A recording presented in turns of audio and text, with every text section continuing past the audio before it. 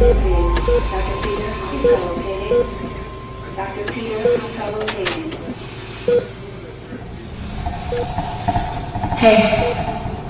how are you feeling? You took a pretty bad hit. Well, look, the doctor's gonna be in to see you shortly, okay? In the meantime, we couldn't find any family on record, so we went ahead and notified your friends. The doctor's gonna be in shortly. You'll be all right.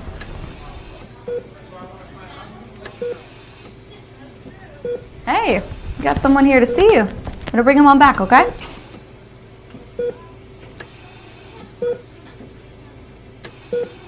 Mia, how are you feeling? Did I get the job? It's not gonna work out. I'm sorry. Why? I can get back to work this week. I can't represent you anymore. I don't understand. You'll understand. Sorry. Do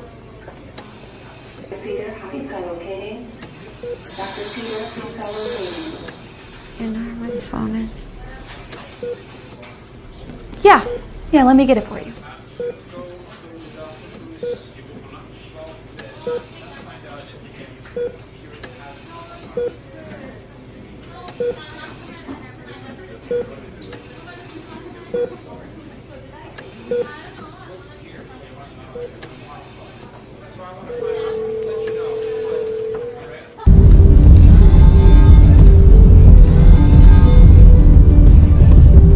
Hey. Dude, something happened. I'm in the hospital. Yeah, I heard it was bad. Oh. You know what happened? Yeah, sorry, I've been busy. I'm not really good with that kind of stuff. But I have to go, okay?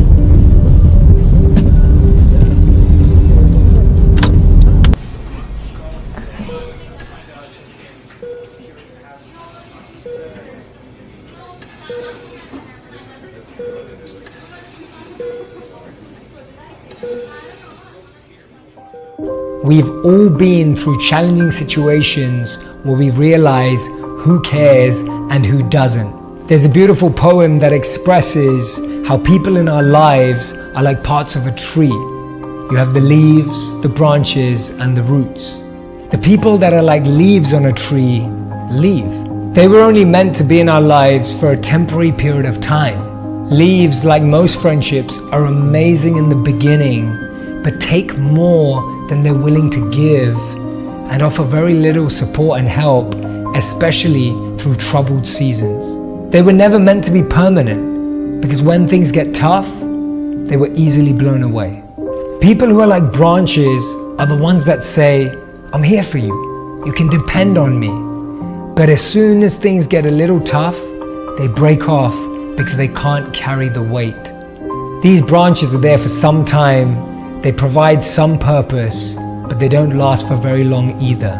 Eventually, these branches all break off and disconnect. The people who are like roots are permanent. These are the friends that go through everything with you. They go to hell and back. They break apart, fall apart, only to build again, only to refuel and re-energize you with what you need. These are the friends that stay strong and become your foundation when all else fails. When the leaves are blown away, the branches are broken off, but they won't leave you. Not everyone you lose is a loss.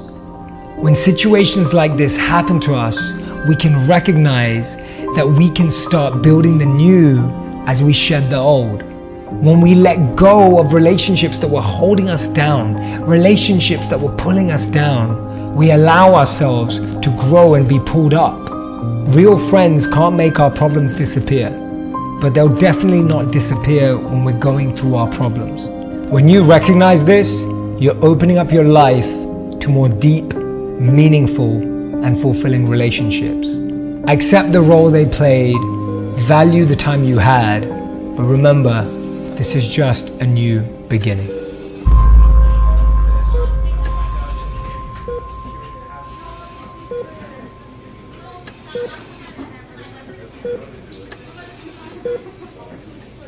What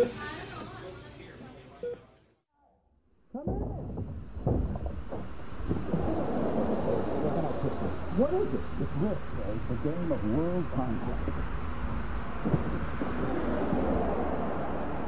Oh, that's perfect. Trevor, why do you have to... Oh, no. Hello, Jerry. Please, take it, I gotta go to work. Mia. Hey, Mia, it's Adam. Where are you? Are you okay? Listen, I heard what happened. I haven't heard from you. Listen, I'm a little bit worried. I'm trying to get a hold of you. I even came to the hospital, but I can't find you. Mia, I just want to know that you're okay. All right? And if you don't pick up, I'm gonna come see you. Bye.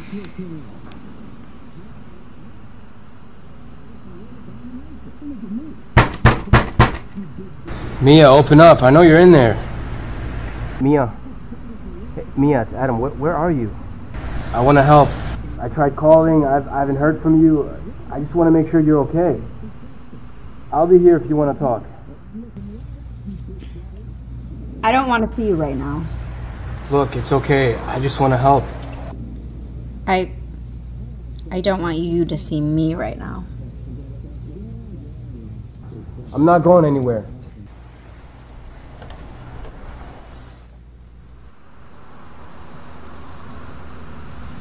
This is why I didn't want to let you in.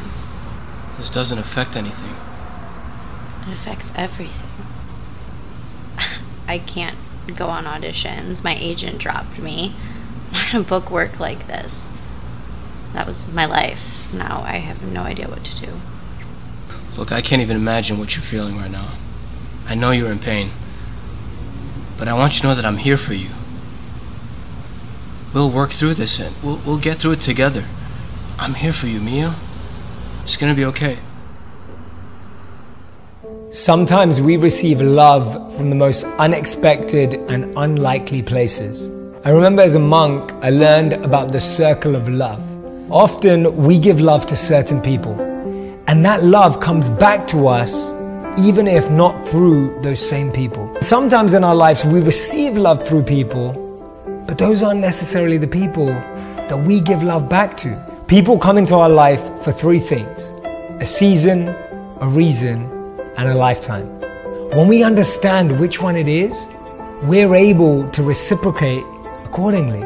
Some people come into our life for a season.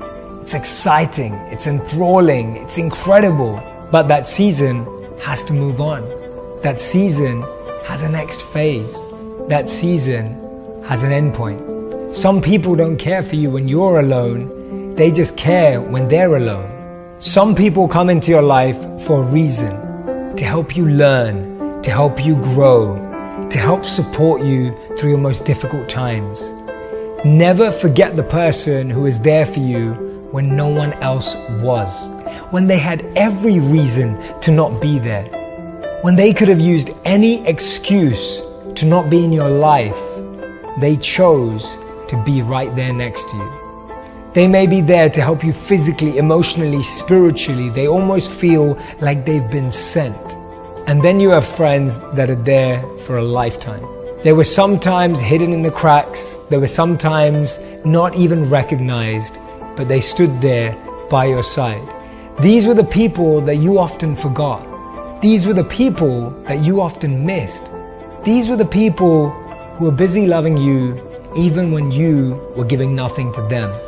Ask yourself, who in your life has played this role? Who in your life has been there for a lifetime?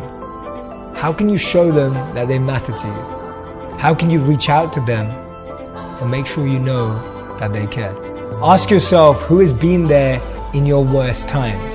Who's been there for you when no one else has? Reach out to them. Make sure that they know that you care. Often we feel we care more about people than care for us. We're just looking at the wrong people.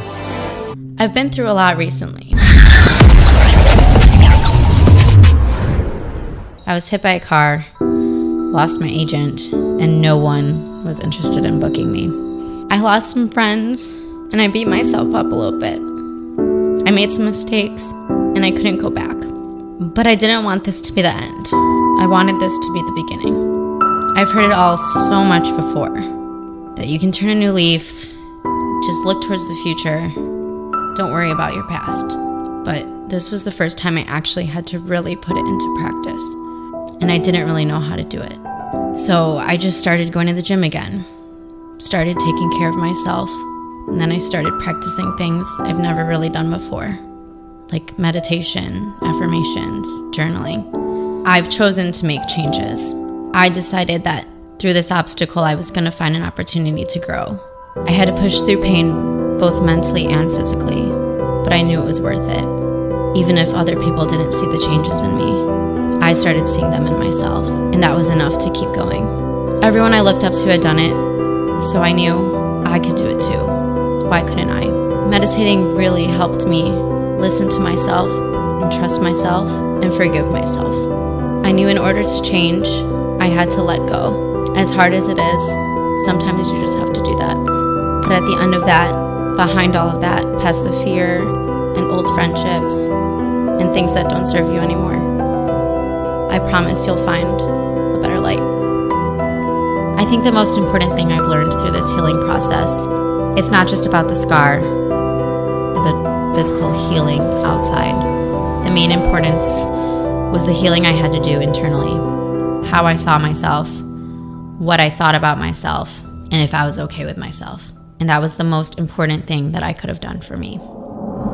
I've never seen a strong person with an easy past. It's at times like this that we rediscover, redefine, and reconnect with our true selves. When we lose our dependence on our external abilities, our external characteristics, our external skills, and all of the things that we've relied on, it's at that point that we're able to start living from the inside out rather than from the outside in. When we start living from the inside out, that allows us to explore and amplify a whole new level of confidence, self-esteem, and self-awareness. A space from which we can own our strengths, a space from which we can accept our flaws, and a space from which we can always try to improve. We're confident about what's on the outside, not realizing that what's on the inside is infinitely more powerful.